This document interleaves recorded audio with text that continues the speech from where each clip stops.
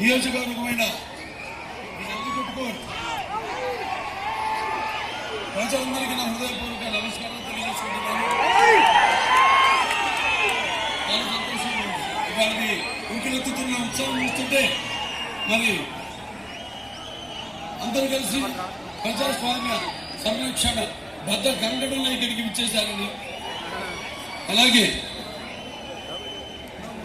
మహిళలందరూ కూడా రేపు రానున్న ఎన్నికల్లో ఈ కూటమికి తెలుగుదేశం మరియు జనసేన బీజేపీ కూటమి ఈ విజయాన్ని చేకూర్చి నీరాజనాలు అర్పించడానికి వచ్చిన నా మహిళలందరికీ, నా ఆడపడుచులందరికీ, యువతరానికి ప్రతినిధులు, నవతరానికి నాయకులు, భావితరానికి భారతదేశ ఆసక్తి అయిన యువకులకు అందరికీ కూడా, ఎందుకంటే ఇందులో చాలా మందికి మొదటిసారి ఈ ఓటు ప్రాధాన్యత, అంటే వచ్చిన అవకాశాన్ని మీకు గుర్తు చేయవలసిన బాధ్యత ఉంది. కాబట్టి మీ అందరూ కూడా మరి ఈనాడు భారతదేశానికి ఉన్నంత యువశక్తి ప్రపంచంలో ఏ దేశానికి లేదు.